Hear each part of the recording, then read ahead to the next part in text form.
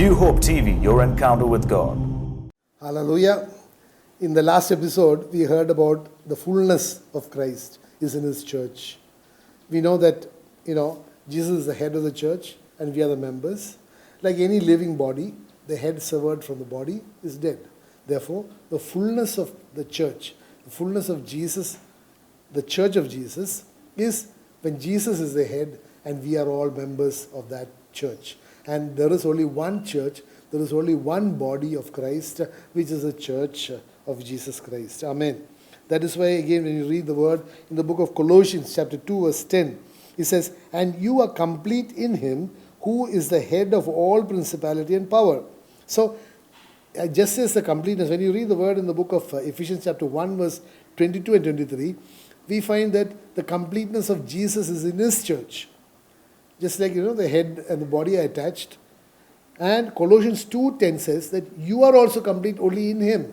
So we come to that irresistible conclusion that the completeness of Jesus is in His church and the completeness of the church is in Jesus Christ. So these are inseparable. So any church which does not have Jesus as a head is incomplete. And a body without a head is dead. So you need to understand. And also look at a head without a body. That is also dead. So unless Jesus is the head of your church, your church, even in the physical church that you are worshipping, people gather together. That is also a church. That is a group, a assembly of believers is a church. That is a physical church. But Jesus is saying about a spiritual church of which He is a head and we are all members. So man is spirit, but he is in a physical body. I hope you understand. When God in the book of Genesis chapter 2 verse 7, God made man out of the dust of the earth and then He breathed into his nostrils and man became a living soul.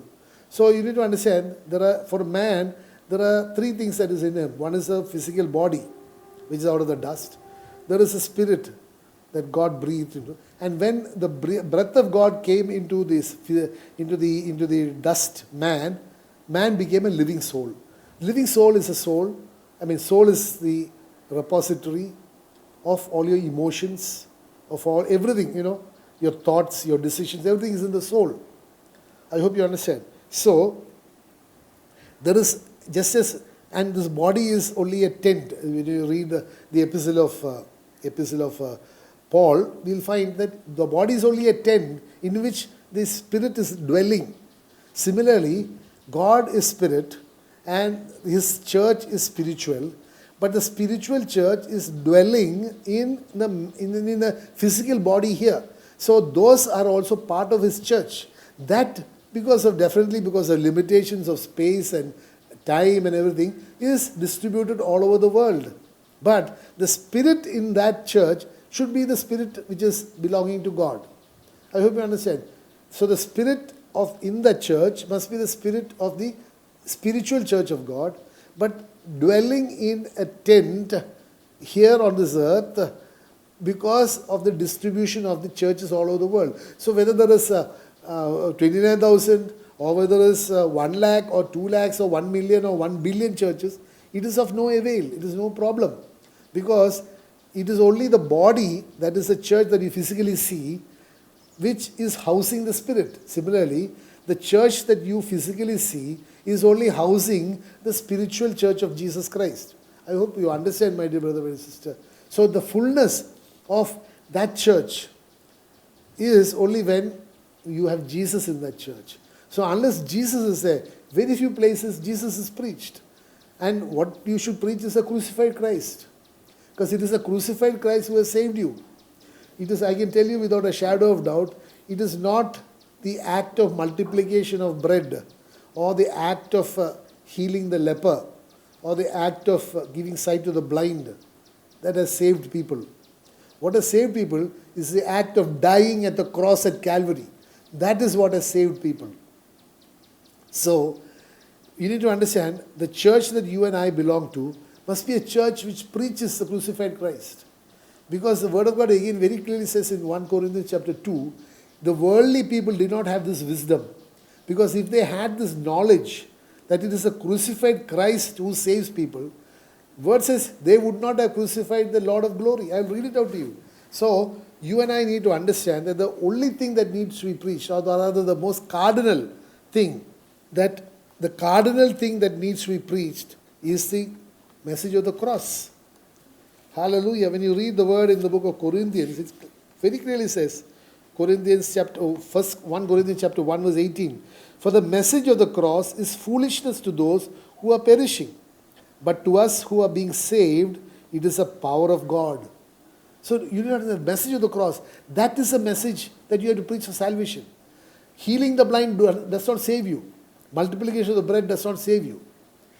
Even anything in the Bible other than the crucified Christ cannot save you.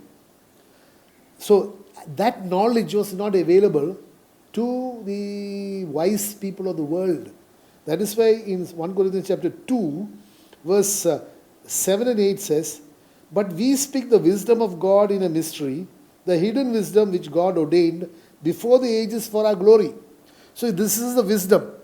Because your glory can come only by the crucified Christ. Because your glory can be only when you are united together at the cross at Calvary. Your glory can come only when your sins are forgiven and you are justified. And then the glory of God will reflect from you because you are able to come into the relationship with God. You come into the proximity of the glory of God so that the glory of God will be reflecting from you. So it says, verse 8 says, which none of the rulers of this age knew, for had they known, they would not have crucified the Lord of glory. They would not have crucified him because it is only the crucified Christ by which, through whom, you and I are entitled to have the glory of God. Hallelujah, my dear brothers. So the completeness of the church is only in Jesus Christ. Colossians 2:10, I'll read once more. And you are complete in him, who is the head of all principality and power. All principality and power, because you know, as a word we heard earlier, that he is seated in the heavenlies far above every principality and power. Every dominion and might and every name that is named, not only in this age but in the age to come. So that, when you are joined to that church, Ephesians 2:6 says that you are also seated in the heavenlies with him. So this unification with Christ, the sharing of the glory, sharing of the power is possible only in Christ. So without Christ you are empty, you are zero. Like I told you earlier in the earlier occasion, that whatever you do, multiplied by a faith of zero faith, is of no avail. Hallelujah. So you have to be attached to that source of power. Hallelujah. Just like the woman of the issue of blood God says, I perceive power flowing from me. So the power of God flowed from Jesus unto that woman and healed her. So today, healed her because that power had authority over the illness that she was suffering from. So today you and I need to understand we are conduits of God's power. As a church, we need to live a victorious Christian life, exercise kingdom authority, and execute the will of the Father through his Son, Jesus, through his name.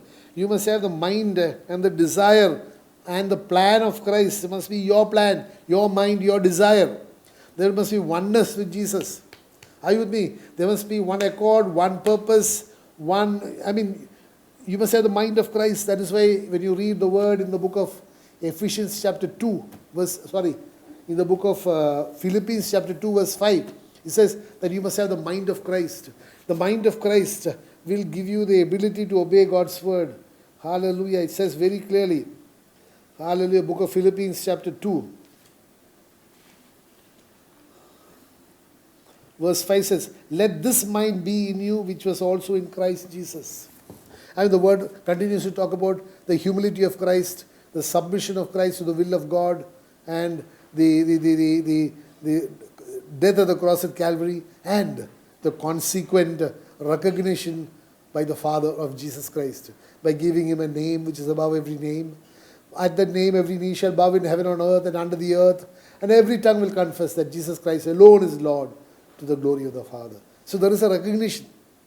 That is why again, when you read the word in the book of Hebrews chapter 12 verse 2, he says, looking unto Jesus, the author and the finisher of my faith, who, for the joy that was set before him, endured the cross, despised the shame of the cross, and sat down on the right hand of the throne of God. Amen, amen. My dear brother, my dear sister, if you and I have the same attitude, that we can endure all the trials and tribulation and persecution and ostracization and everything in this world, we can endure all that, seeing that the joy that is set before us, the joy of eternal life, the joy of spending eternity with the Father and the Son, and therefore despising all the consequences of that shame, despising it, then the Lord, the Father will honor you. And you will be able to say with confidence that Jesus will come and take me with him, to be with him where he is. Hallelujah. The promise of the covenant in the book of John chapter 14 verse 3, 2 and 3. Yes. So that, the fullness. So you and I need to understand that the Father can execute his will through us for his glory only if you and I have the mind of Christ. I hope you understand. We must have the mind of Christ so that the will of the Father can be fulfilled through us, and thereby give glory to the Father, as is mentioned in the book of John chapter 17 verse 4. Then again, you need to understand, 1 Corinthians, we're talking of the mind of Christ. 1 Corinthians 2:16 says, "For who has known the mind of the Lord that he may instruct him? But we have the mind of Christ." So there is a distinction that is made. One distinction was made in 1 Corinthians chapter 2 verse 9 and 10. People who do not love God, who do not accept Jesus as their Lord and Master, are not able to see or hear or perceive what God has kept in store for them. But verse 10 says, "But we have a revelation knowledge of what God has kept in store, because the Spirit of the living God has revealed it to us." How is the Spirit of the living God revealed to us? Because you have allowed the Spirit to lead you. That is why Romans 14, chapter 8 verse 14 says, "For as many as are led by the Spirit of God are sons and daughters of God."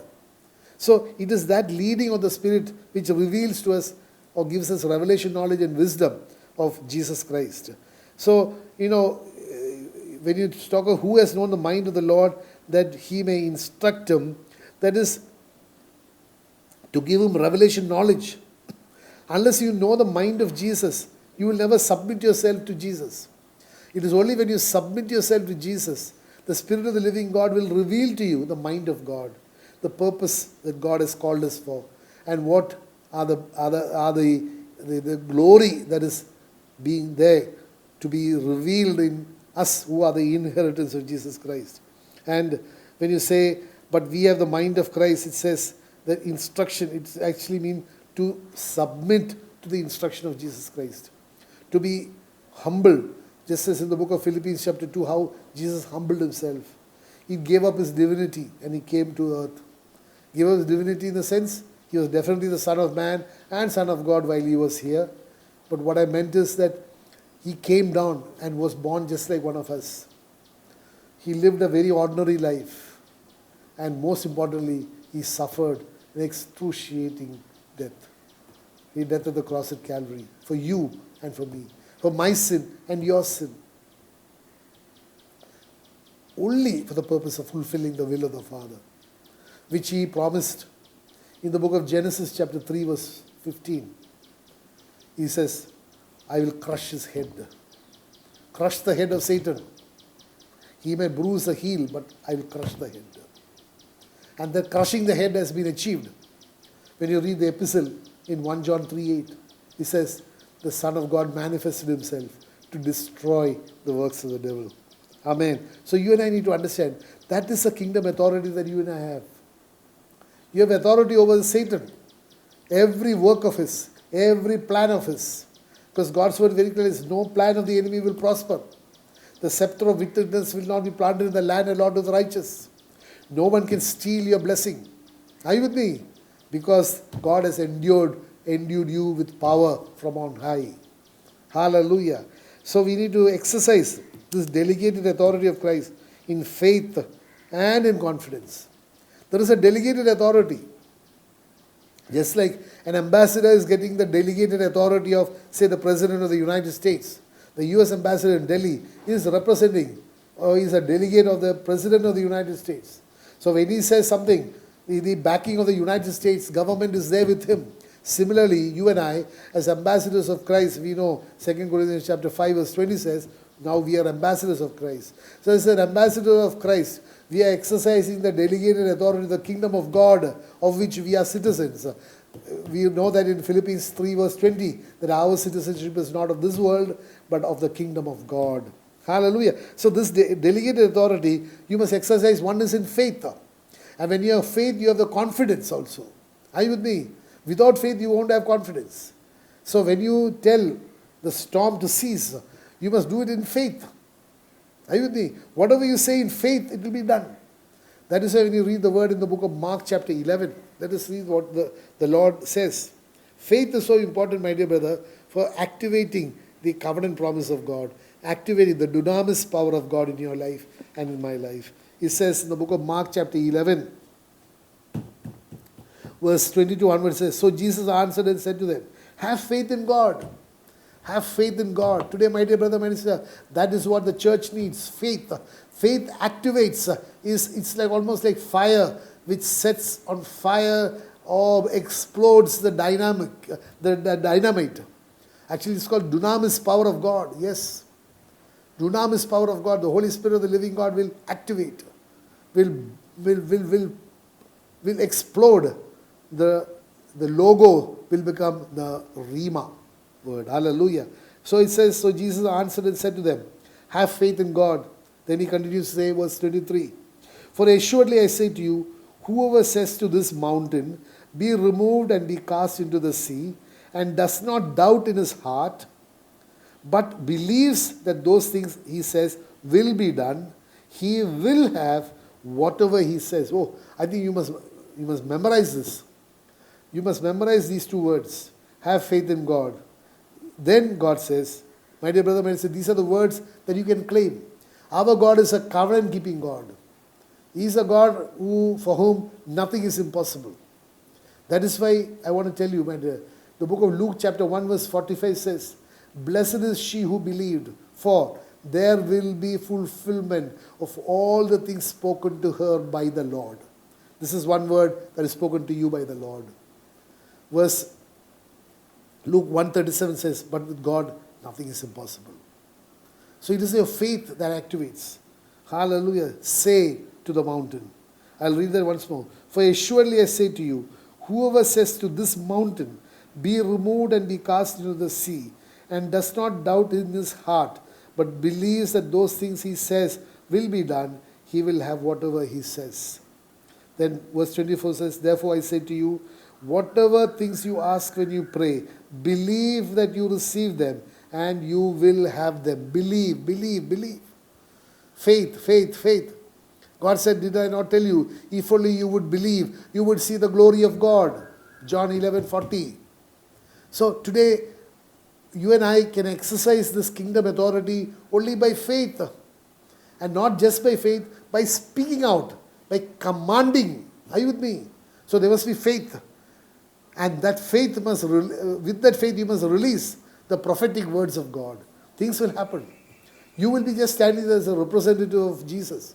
What you will be speaking is what Jesus, this word, prophetic word. And the word of God in the book of Mark chapter 16 verse 20 is so beautiful. He says, I'll read it out to you. Mark 16 verse 20. My dear brother, my dear sister, what the church really needs is faith.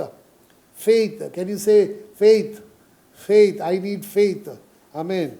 Hallelujah. Mark 16:20 says, and they went out and preached everywhere. Yes, when you speak God's word, you are preaching God's word. You are giving out prophetic words are coming out of your mouth. And the Lord working with them. Oh, when you speak God's word, you are not working. It is the Lord Jesus who is working among them, bringing into a fulfillment of these things. And says, confirming the word through the accompanying signs. Amen. Hallelujah. So, my dear brother, my dear sister, when you exercise faith and you believe that what you say will happen, when you release those words from your mouth, it is God who is working amongst those words, not you. God, Jesus is working. And when Jesus works, things happen, my dear brothers. And he says, I will confirm it with the accompanying signs. Hallelujah. When Jesus works, it will happen. Like Moses stood at the Red Sea, he was crying. God told him, take the stick in your hand and command the sea to part. The sea parted not because of Moses, not because of his stick. It parted because he obeyed God's word. And it was God working among them, parted the sea. The Holy Spirit parted the sea. The Jericho walls fell down in faith. The rock, water from the rock in faith. Manna in faith. You look at every miracle in the scripture by faith and trust. Second Chronicles chapter 20, verses 12, 15, when you read, you will find in their what should I say, inability to do anything, in their utter helplessness, they cried out to the Lord. They said, Joshua the king said, Lord, we do not know what to do, but our eyes are toward you. Lord said in verse 15, do not be afraid. This battle is mine. Don't be afraid. You just stand still and see the victory, because this battle belongs to me. It is a faith. Because God worked there. And when you read, you must read the chapter. Hallelujah, 2 Chronicles chapter 20. Then it says how God set an ambush, how the three armies fought against each other and destroyed themselves totally. How it took 3 days to gather the spoils. Hallelujah. So you need to understand, when God works, things happen. So you must allow God to work by releasing words of faith. Hallelujah. In belief. And therefore it says, I say to you, whatever things you ask when you pray, believe that you will receive them and you will have them. So you have to believe that you receive them. When you receive, what do? You say thanks. So actually a believer will say thanks for the receipt of the blessing even before the blessing manifests itself. That is a real faith. That is why you need to understand faith. The book of Hebrews chapter 11, hallelujah, verse 1 very clearly defines what is faith. It says, Hebrews 11:1. Now faith is the substance of the things hoped for. There's only a hope. It has not been obtained. You're hoping, and faith is a substance. Substance is something which you can touch. Are you with me? Touch, feel. It is tangible. So it says, now faith is a substance of the things hoped for, the evidence of the things not seen. Evidence of the things not seen. Example, very good example, maybe you may be in America and you have asked your brother-in-law or someone to buy a plot of land for you. Are you with me? So he pays the money, buys a plot of land and registers a document. And he sends you the document. So the document you see, it is seen, it is written, it is registered. But you have not seen the land. You have only seen the written word in the scripture, in the document. Similarly, my dear brother, my sister, hallelujah, I'm so excited telling this. So, the word of God is a written covenant of God. Okay? Are you with me? So when he, as a person in America, in the example that I was saying, received the document, registered document, for a property that he purchased, let's say in Cochin, he has not seen the property, but he knows that he is the owner of the property. Because he's seen a document. Similarly, faith is the evidence of the things not seen. Your blessings are already there. God has already released your faith, your healing, your financial blessing, your relationship, healing of relationship, everything that you want. God has already released it 2021 years back. It is there kept for you to appropriate it in faith. So when you read God's word, it is like the document of title to the property. You have not seen the property, but you have seen the evidence. So he says, it is the evidence of things not seen. Hallelujah. My dear brother, my dear sister, if that one document which is registered in one government registrar's office, if that can give you title to some property even before you have seen it, how much more will this document, which is Jesus Christ himself, Revelations 19:13 says, his name is the word of God. This document give you the ownership, the inheritance in the kingdom of God. Believe that. Believe that, my dear brother and sister. This document is more precious than any document that you have registered for any property or any agreement that you might have entered into for anything. All those things are perishable. This is a contract. This is a document. This is a covenant for eternal life. Because God says, I am not ashamed to believe. Romans 1:16 says, I am not ashamed to believe in this document. In this document, I am not ashamed to believe. Because it is the power of God unto salvation. Are you with me? Not only for me, not only for the Jew, but for the Greek. But for everyone who believes. Are you with me? You may be in some other religion. You may be in any nationality. You may be in any citizenship. It avails nothing. Because God says He sent His Son into this world to save the whole world. That's why John 3:16 says, God so loved the world that He gave His only begotten Son, that whosoever believeth in Him shall not perish, but have everlasting life. Today, my dear brother, my dear sister, this scripture is God's covenant document. It is the evidence of the things that you have not seen. It is the evidence of your eternal life. Are you with me?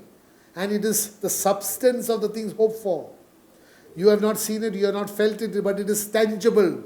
Your eternal life is tangible. And the scripture is the evidence of your ownership. That's why the Word of God says in the book of Ephesians chapter 2 verse 19. Let's read 18 and 19. 18 and 19. Hallelujah. The book of Ephesians chapter 2 verses 18 and 19.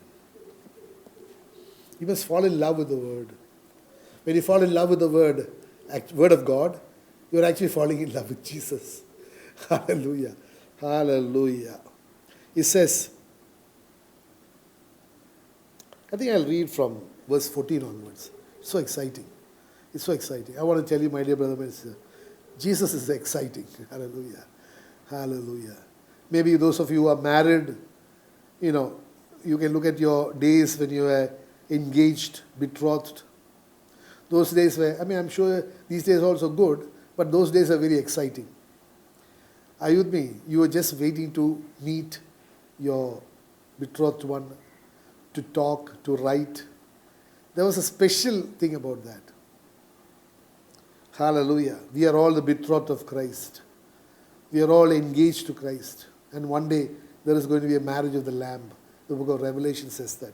Anyway, book of Ephesians chapter 2, 14 onward says, For He Himself is our peace, who has made both one, and has broken down the middle wall of separation, having abolished in His flesh the enmity that is, the law of commandments contained in the covenant. So, the enemy of your salvation is a law.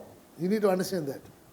That is, I'll read out again 15. Having abolished in His flesh the enmity, that is, the law of commandments contained in ordinances, so as to create in Himself one new man from the two, thus making peace, and that He might reconcile them both to God in one body through the cross, thereby putting to death the enmity. So, the death of Jesus Christ at the cross of Calvary has put to death the enmity which was by the law. So the law ceased to exist.